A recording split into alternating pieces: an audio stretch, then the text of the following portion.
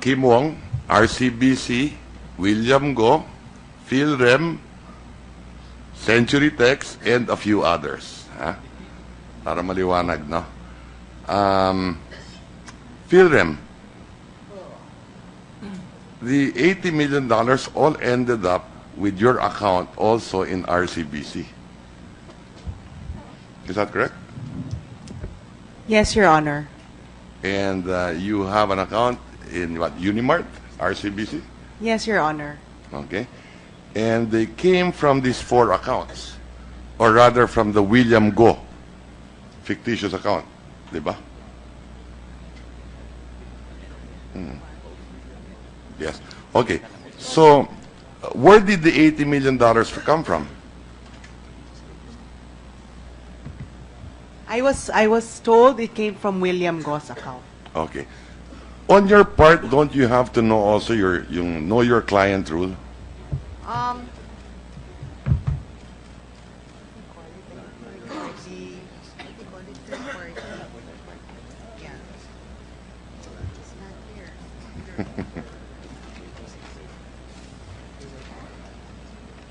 We actually rely on the KYC of the banks, Your Honor.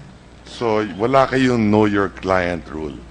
And in this case, you're saying, tataka lang ako na sabay-sabay dumating eh.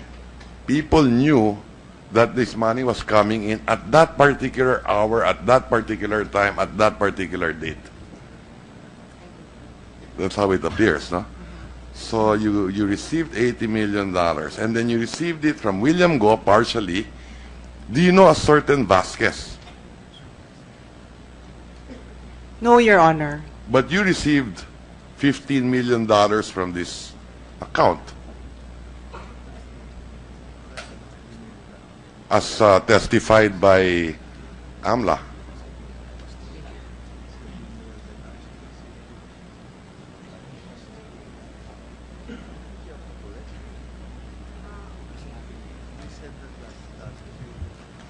Actually, Your Honor, I received an email from my Unimart branch, confirming all deposits coming from William Go's account.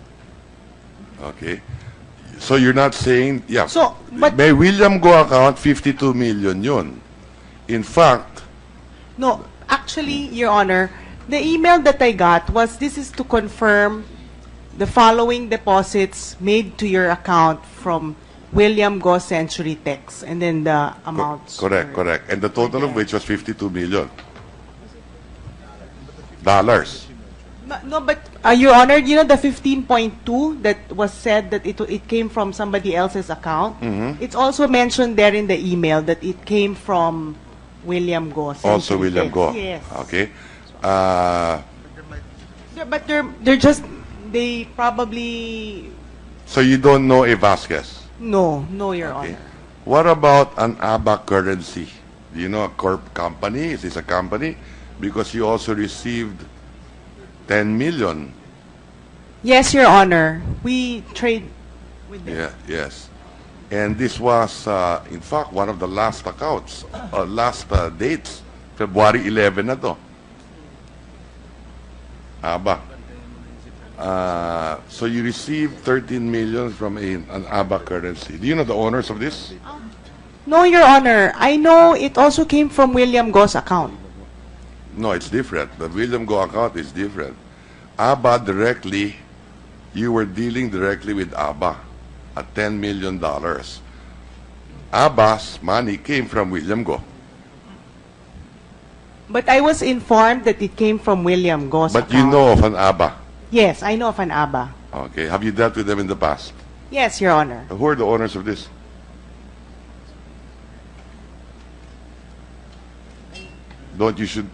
Shouldn't you know the owner?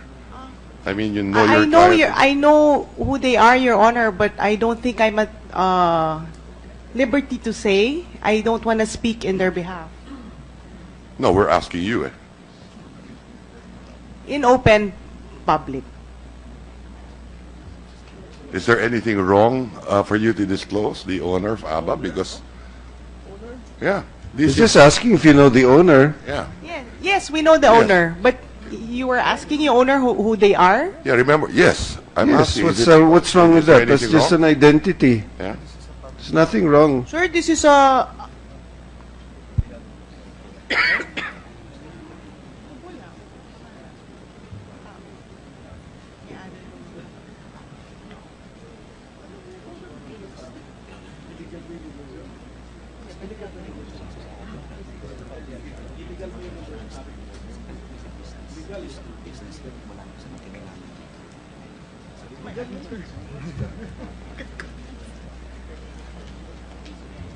You're asking the owner, Your Honor.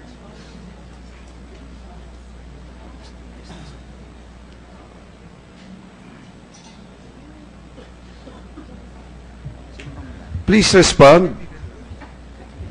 Yeah, they are...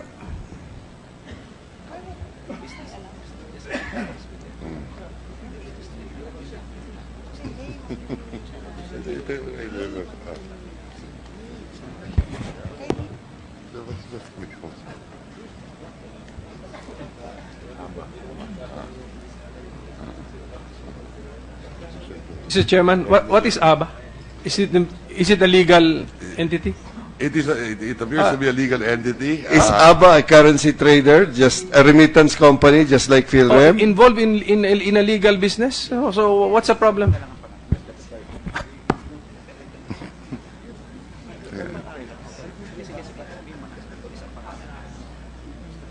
Mr. Peñalosa. Not him. I'm sorry lang. Okay. Sorry, Okay, sir. Mr. Okay. Okay. This 10 million, this 10 million came from the 80 million as well. Okay. What about Beacon?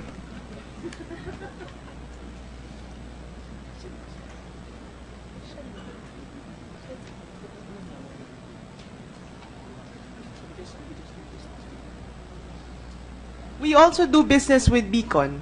Okay, and on the same date, you received also 3 million from Beacon. From what we know, Your Honor, it came from William Go's account.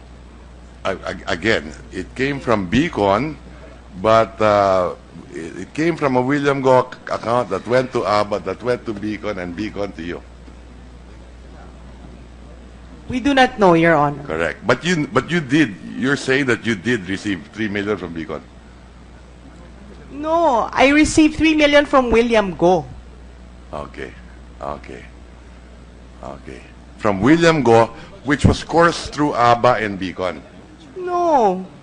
What we know is it's from William Go's account. Okay. Okay. So 13 million. Okay. And then you transacted with RCBC to exchange these dollars to pesos. Yes, Your Honor. Is that Your Honor, correct? may I just clarify? Yes. Okay, may I just clarify some facts? First, how much did you transact with RCBC? Is it that part of anti-money laundering 9C? Or okay to say? Is it okay to say? 9C. I'm sorry. I think you should refer that question to your counsel.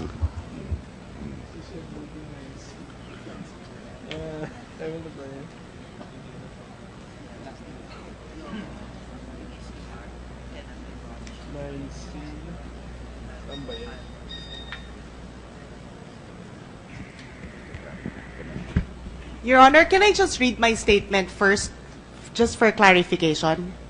Okay. Will your statement answer the question? How much dollars did you transact with the RCBC? What branch of the RCBC did you transact pala to exchange the dollars to pesos? And how much dollars did you exchange?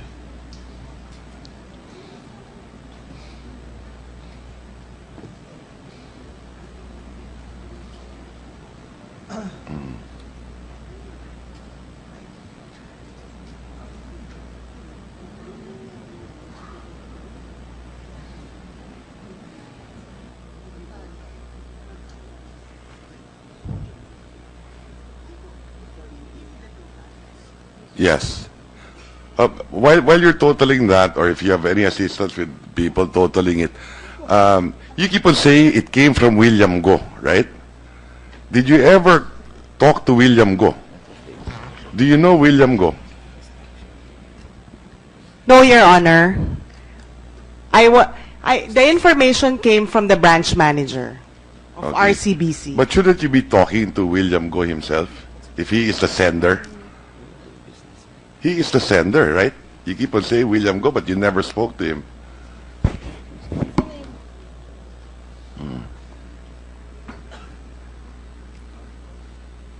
Yeah, tapusin ko na to.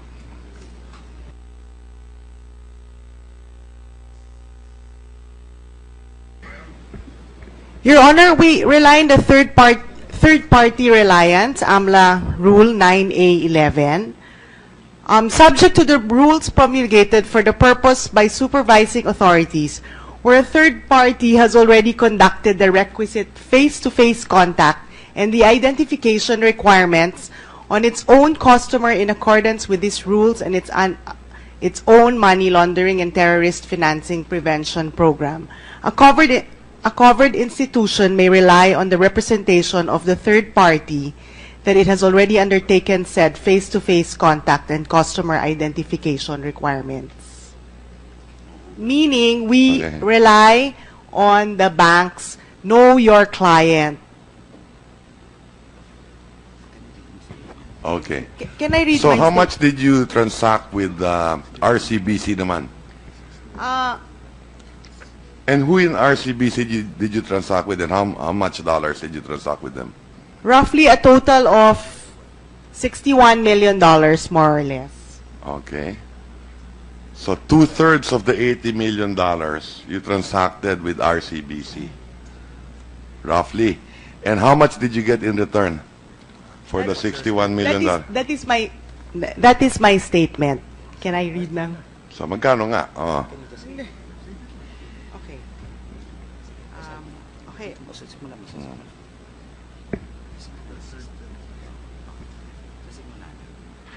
2.9 billion? I would like to correct a misinterpretation of what I said from the last hearing. There are certain transactions that we undertake for which we have a flat fee. This is usually given to the OFWs to ease the remittances. However, when we deal with other financial transactions, we apply a handling fee, and this is variable depending on the type of transaction at hand. For the transaction in question, our handling fee was 1/4 of 1%. Having clarified that, we would like to say this. Trust is an integral part of our business. PhilRem has no interest in profiting from any questionable sources. We accepted this transaction with the understanding from the receiving bank that this was a clean and legitimate transaction. It now seems evident to us that this was not true, and we are deeply regretful for our unintended participation in this shameful chapter in the Philippine history. We will prepare a check as soon as the Bangladeshi delegation confirm to us who the payee will be. That check will represent every centavo our company earned from this series of transactions. I would like to present this to the Bangladeshi delegation, not only as an apology, but as a symbol of a Filipino company willing to help find justice. So how much is that? How much will you return to the Bangladesh? 0.25%. So, your statement, dalawa ibig sabihin ha. One, hindi totoo na 500 lang ang kinita ninyo. Hindi 50 pesos per transaction. Well, I Hindi say 500 lang ang kinita ninyo. Okay, At ngayon, magkano ibabalik nyo sa Bangladesh? Sige. Okay, Your Honor, we computed we will be returning 10,474 pesos 654. 10,474,654 pesos. Out of the $81 million na dumaan sa inyo, 10 million pesos. Yes, Your Honor. Okay, sige, thank you. Sino chinarge sila, Ralph? Kanino nyo chinarge yung 0.25%? Sino nagbayad sa inyo? Dinidak na po namin yon dun sa proceeds. dinidak ninyo doon sa binigay? From the exchange po. Okay. From the sender or from the recipient? Who did you charge? Oh, it's the conversion kasi where we got the... So, sa exchange rate conversion. So, kumita rin kayo doon. Yun na po yun. Yun na yun. Yun po yung handling fee. Okay. So, how much did you again transact with the RCBC? 61. Ano ba?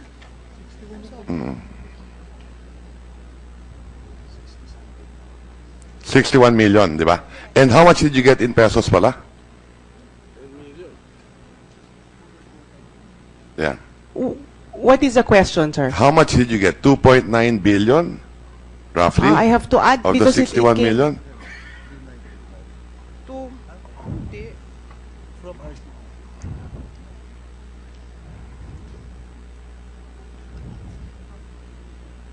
Is it from the conversion from RCBC?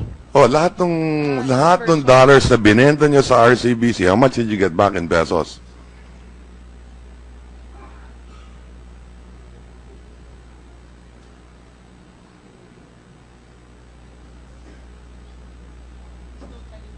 Yeah, okay. Oh, let me move on while they're totaling, ha? Okay.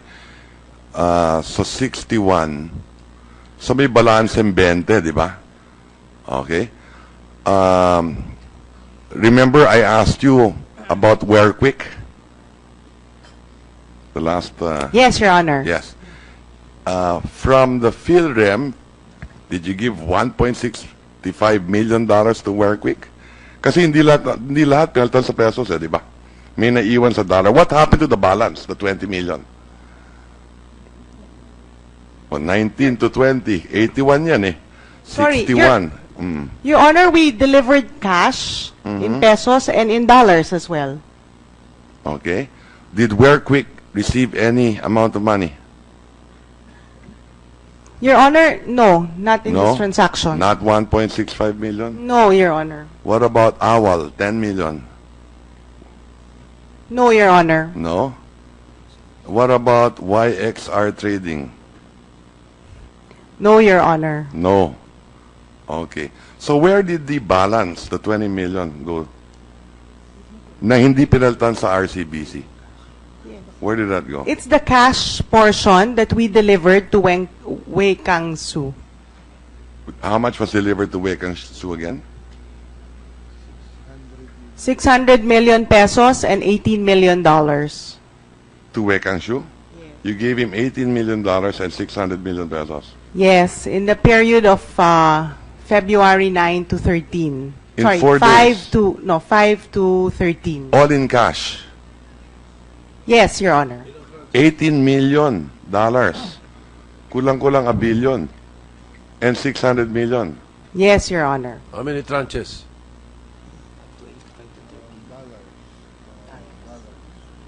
Didn't you also... Do you know of any Phil Golden Realty Development Corporation?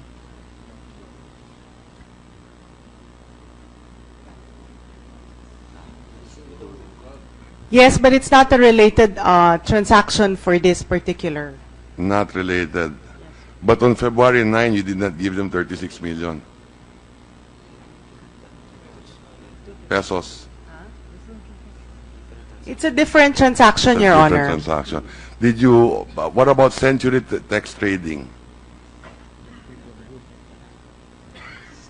What about Century Tex, Your Honor? Did you transfer to them 655 million? In the first... Oh, can I explain that? Yes, you can explain. Yeah. In the first day of the transaction, we did deposit pesos in the account of Century Tex. Which is owned by William Go. Yes, Your Honor. So before you received anything, you deposited 655 million. No, Your Honor, that was the first transaction wherein they credited our account in US dollars, and then we traded it to the with Treasury, and then we deposited pesos to the account of Century Tex. And then to wrap it up, you had at least $1 billion in February 10 for Eastern Hawaii Leisure. Yes, Your Honor. Okay. Who gave you the instructions to give it to Eastern Hawaii Leisure naman? The branch manager, Your Honor. Also. But this is in pesos already. Yes, we were all taking our transactions, payment order requests from the branch manager. Is there a document that says this?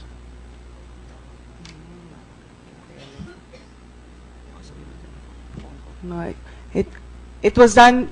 It was done through a phone call. Through a phone call, not Kim Wong. the No, branch Your manager. Honor. Do you know Kim Wong? I met him once or twice before. Okay, Yes. so through a phone call, the branch manager told you to exchange $60 million with RCBC. Is that correct? Is that your testimony? Yes, Your Honor. And to deliver all these pesos to these different personalities, all in a phone call, and to give 1 billion pesos to Eastern Hawaii Leisure Company. Yes, Your Honor, as instructed by the Yes. manager. And would you know who the owner of Eastern Hawaii Leisure Company is? No, Your Honor. Okay. At the time, Your Honor. Now I know. Now, who is the owner now that you know of? Kim Wong. Kim Wong. Okay. So central to this, of course, is Kim Wong. Everything went through you, dollars and pesos. RCBC, at ang may kasalanan lahat ito, isang branch manager. Is that what you're saying as well? We only followed the instructions from the branch From the manager, branch Your manager. Honor. Okay. No further questions at this point, Mr. Chairman. Thank you, Senator Recto. Kim Wong, RCBC, William Go, PhilRem, Century Tex, and a few others. Ha? Para maliwanag, no? PhilRem, the $80 million all ended up with your account also in RCBC. Is that correct? Yes, Your Honor. And you have an account in what, Unimart, RCBC? Yes, Your Honor. Okay. And they came from these 4 accounts, or rather from the William Go.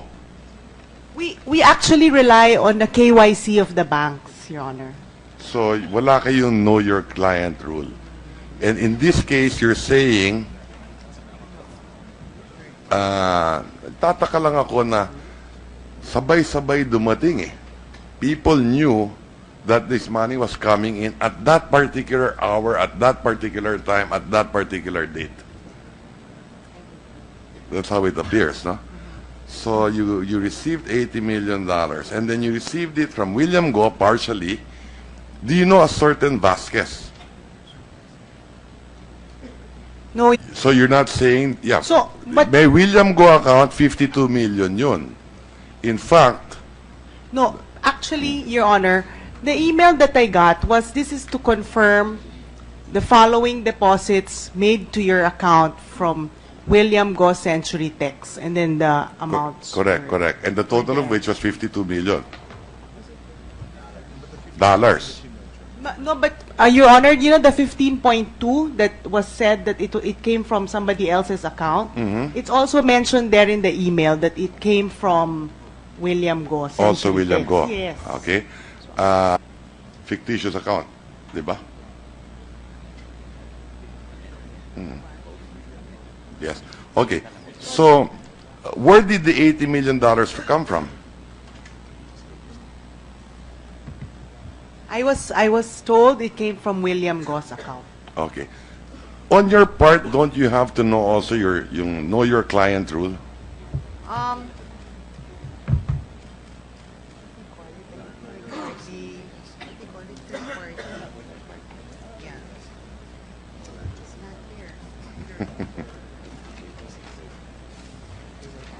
Your Honor. But you received $15 million from this account,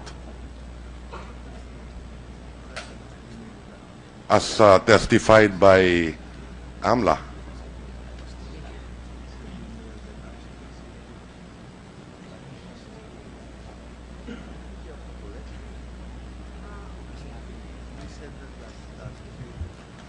Actually, Your Honor, I received an email from my Unimart branch, confirming all deposits coming from William Go's account.